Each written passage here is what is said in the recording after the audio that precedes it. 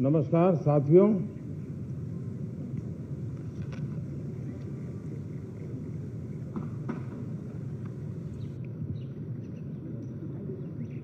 शीतकालीन सत्र है और माहौल भी शीत ही रहेगा।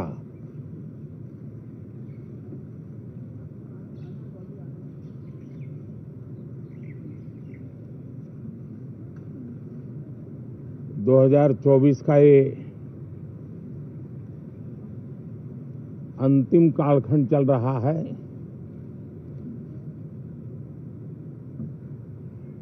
देश पूरे उमंग और उत्साह के साथ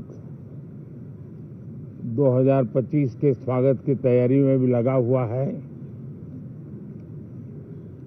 साथियों, संसद का ये सत्र अनेक प्रकार से विशेष है और सबसे बड़ी बात है, हमारे संविधान के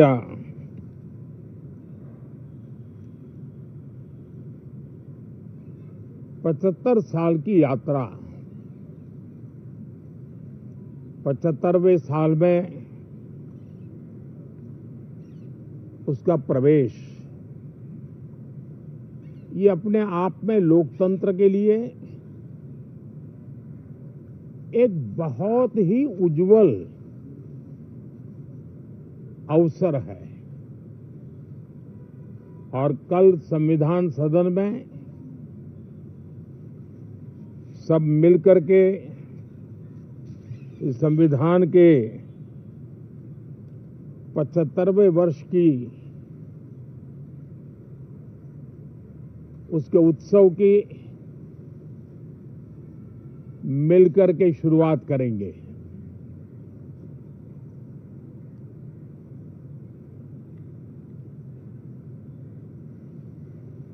संविधान निर्माताओं ने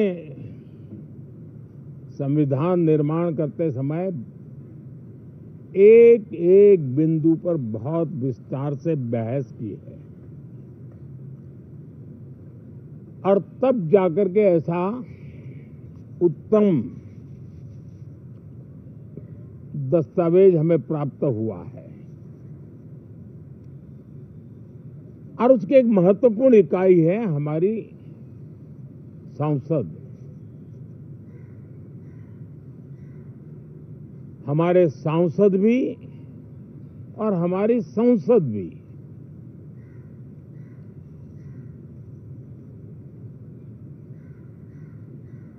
पार्लियामेंट में स्वस्थ चर्चा हो, ज्यादा से ज्यादा लोग चर्चा में अपना योगदान दें। दुर्भाग्य से कुछ लोगों ने अपने राजनीतिक स्वार्थ के लिए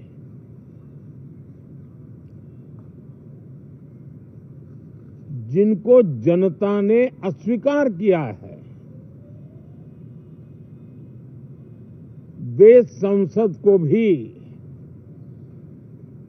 मुट्ठी भर लोगों के हुड़दंगबाजी से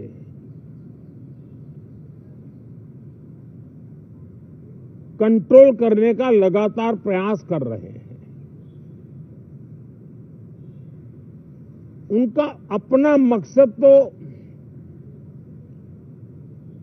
संसद की गतिविधि को रोकने से ज्यादा सफल नहीं होता है और देश की जनता उनके सारे व्यवहारों को काउंट करती है और जब समय आता है तो सजा भी देती है।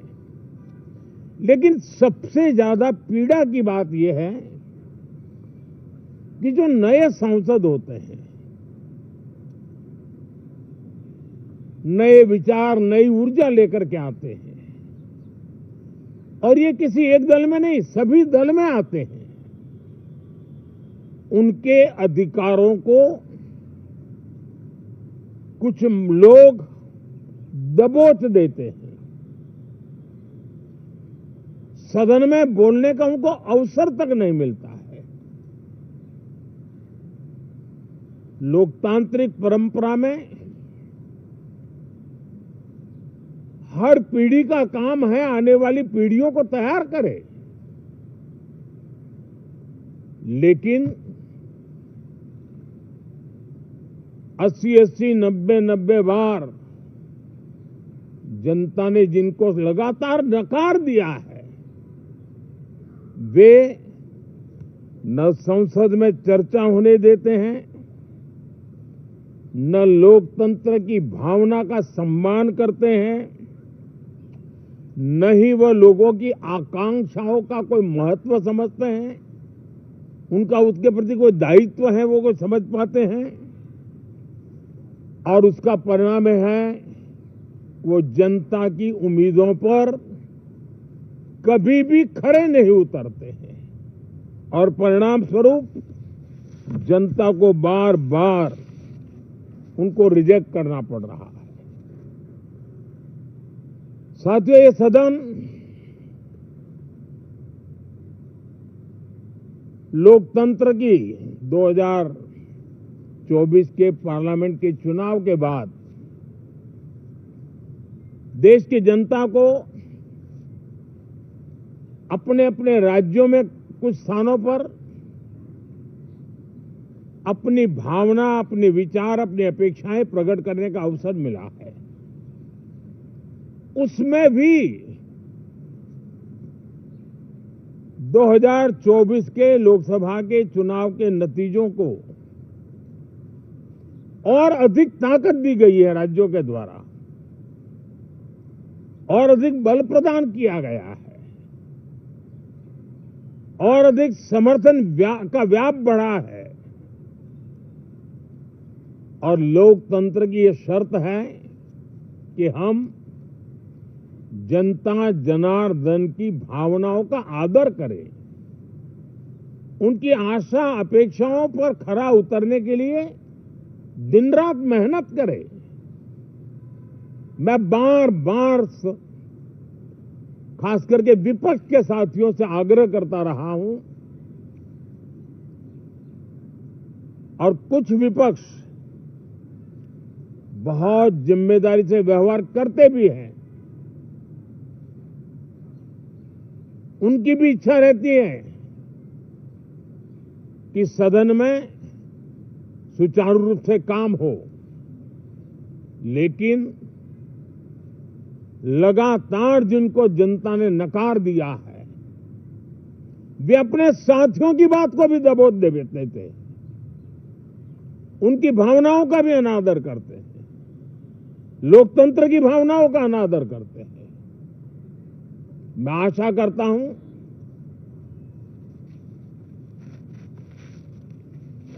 कि हमारे नए साथियों को अवसर मिले। सभी दल में नए साथी हैं, उनके पास नए विचार हैं, भारत को आगे ले जाने के लिए नई नई कल्पनाएं हैं।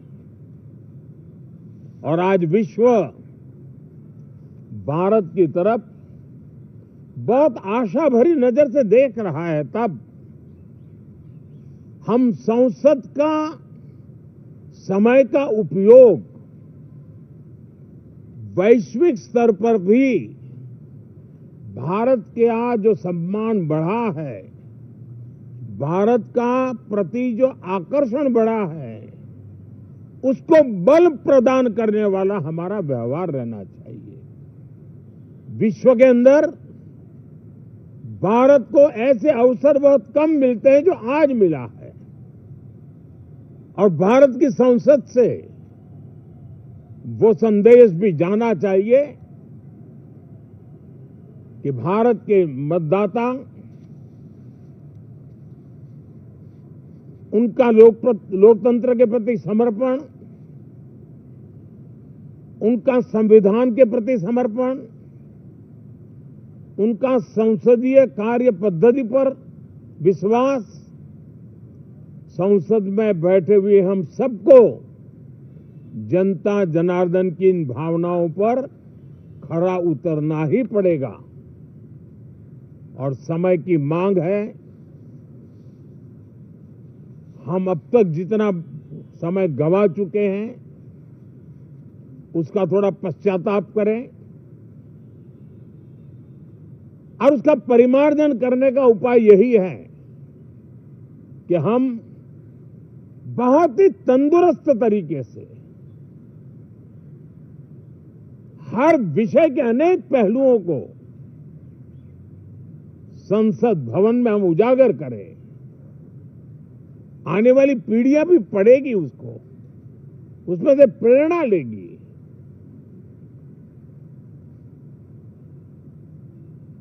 मैं आशा करता हूं कि ये सत्र बहुत ही परिणामकारी हो, संविधान के 75वें वर्ष की शान को बढ़ाने वाला हो, भारत की वैश्विक गरिमा को बल देने वाला हो, नए सांसदों को अवसर देने वाला हो, नए विचारों का स्वागत करने वाला हो। इसी भावना के साथ मैं फिर एक बार सभी माननीय सांसदों को उमंग और उत्साह के साथ इस सत्र को आगे बढ़ाने के लिए निमंत्रित करता हूं, स्वागत करता हूं।